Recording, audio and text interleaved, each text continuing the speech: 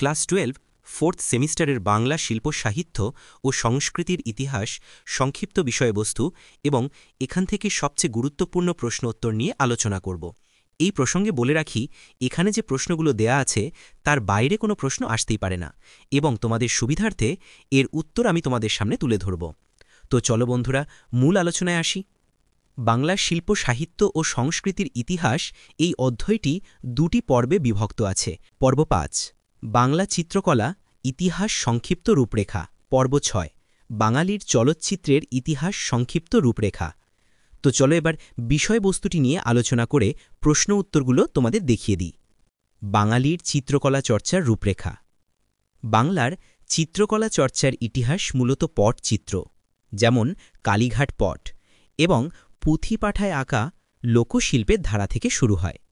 এর প্রথম বড় পরিবর্তন আসে অবনীন্দ্রনাথ ঠাকুরের হাতে, যিনি পাশ্চাত্য রীতির প্রভাব কাটিয়ে প্রাচ্য এবং দেশীয় ঘরানার পুনরুজ্জীবন ঘটিয়ে নব্যবঙ্গীয় চিত্ররীতির প্রবর্তন করেন।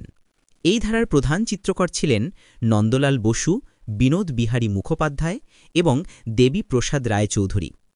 অন্যদিকে গগনেন্দ্রনাথ ঠাকুর তার ব্যঙ্গচিত্র এবং জ্যামিতিক কৌণিক আধুনিকতার জন্য পরিচিত। পরবর্তীকালে যামিনী রায় লোকশিল্পকে আধুনিক আঙ্গিকে তুলে ধরেন এবং রবীন্দ্রনাথ ঠাকুর তার নিজস্ব স্বকীয়তা ও স্বতঃস্ফূর্ততার মধ্য দিয়ে আধুনিক চিত্রকলায় নতুন মাত্রা যোগ করেন। এইসব শিল্পীদের হাত ধরেই ভারতীয় চিত্রকলা বিশ্বদরবারে স্থান করে নেয়। বাঙালির চলচ্চিত্রের রূপরেখা। বাংলা চলচ্চিত্রের সূচনা হয় হীরালাল সেনের হাত ধরে, যিনি ভারতীয় সিনেমার প্রথম দিকের চিত্রায়ন এবং নির্বাক চলচ্চিত্র নির্মাণ করেন। এরপর জে.এফ. ম্যাডানের উদ্যোগে প্রতিষ্ঠিত ম্যাডান থিয়েটার্স, বিল্বমঙ্গল এর মতো নির্বাক কাহিনীচিত্র নির্মাণ করে এই শিল্পকে এগিয়ে নিয়ে যায়।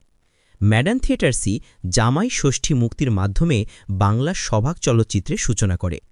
পরবর্তীতে বাংলা সিনেমার ইতিহাসে আসে এক স্বর্ণযুগ, যার প্রধান স্থপতি ছিলেন তিন দিকপাল সত্যজিৎ রায়, ঋত্বিক ঘটক এবং মৃণাল সেন, যারা তাদের শিল্পগুণ ও আন্তর্জাতিক মানের কাজের মাধ্যমে বাংলাকে বিশ্ব দরবারে পরিচিত করান।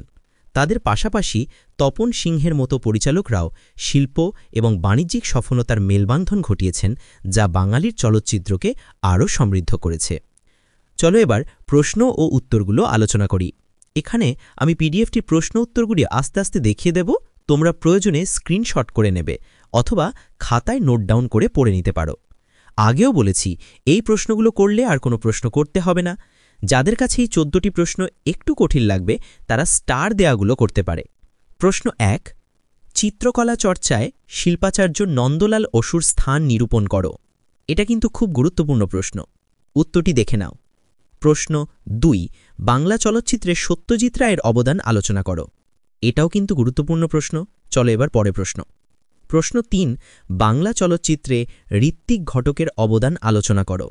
দেখতে পাচ্ছ, এটাতেও স্টার দেওয়া আছে, অর্থাৎ এই প্রশ্নটি বেশ গুরুত্বপূর্ণ। চলো এবার পরে প্রশ্ন। প্রশ্ন 4 পাটাচিত্র বলতে কি বোঝো? পাটাচিত্রের ছবি ও তৎসংক্রান্ত বিষয়ে তোমার ধারণা কিরূপ? কালীঘাট পট বলতে কি বোঝো? এগুলির বিষয় ও শৈলী সম্পর্কে পরিচয় দাও। বাংলা পটচিত্রের ইতিহাসে কালীঘাটের পটের গুরুত্ব ও অবস্থান সম্পর্কে আলোচনা করো। প্রশ্ন 5 বাঙালির চিত্রকলা চর্চার ধারায় অবনীন্দ্রনাথ ঠাকুরের অবদান আলোচনা করো। এই প্রশ্নটাও বেশ গুরুত্বপূর্ণ, উত্তরটাই দেখে নাও। আর ভিডিওটি ভালো লাগলে একটি লাইক, সাবস্ক্রাইব ও শেয়ার করে আমাদের এই চ্যানেলের সঙ্গে যুক্ত থেকো। প্রশ্ন 6 বাংলা চলচ্চিত্রের জনককে, তার নির্বাক চলচ্চিত্রগুলি সম্পর্কে আলোচনা করো, অথবা বাংলা চলচ্চিত্রে হীরালাল সেনের অবদান আলোচনা করো। প্রশ্ন 6-7 বাংলা চিত্রকলার ইতিহাসে রামকিঙ্কর বেইজের অবদান আলোচনা করো। বিগত বছরগুলির পরীক্ষার ভিত্তিতে এই প্রশ্নগুলিতে স্টার দেওয়া। চলো এবার পরে প্রশ্ন। প্রশ্ন 8 বাংলা চলচ্চিত্রে তপন সিংহের অবদান বর্ণনা করো। পরে প্রশ্ন। প্রশ্ন 9 বাংলা চলচ্চিত্রে নিউ থিয়েটার্সের অবদান আলোচনা করো। প্রশ্ন 10 বাংলা চিত্রকলার ইতিহাসে যামিনী রায়ের অবদান সম্পর্কে যা জানো লেখো। এটাও বেশ গুরুত্বপূর্ণ। পরের প্রশ্ন। প্রশ্ন নম্বর 11 বাঙালির চিত্রকলা চর্চার ধারায় বিনোদ বিহারী মুখোপাধ্যায় অথবা দেবী প্রসাদ রায়চৌধুরীর অবদান আলোচনা করো। প্রশ্ন 12 বাংলার চিত্রকলা ধারাপথে শিল্পী গগনেন্দ্রনাথ ঠাকুরের অবদান আলোচনা করো। প্রশ্ন ১৩ বাংলার চলচ্চিত্রের ইতিহাসে ম্যাডান থিয়েটারের অবদান লেখো। বাংলা সিনেমার নির্বাক যুগ সম্পর্কে আলোচনা করো। একটি গুরুত্বপূর্ণ কথা, এই পিডিএফের প্রশ্ন উত্তরগুলো যদি তোমরা বিনামূল্যে সংগ্রহ করতে চাও তাহলে হোয়াটসঅ্যাপ লিঙ্ক এই ভিডিওর ডেসক্রিপশন বক্সে দেওয়া আছে। হোয়াটসঅ্যাপ চ্যানেলে যুক্ত হয়ে প্রশ্ন উত্তরগুলি সংগ্রহ করে নিতে পারো।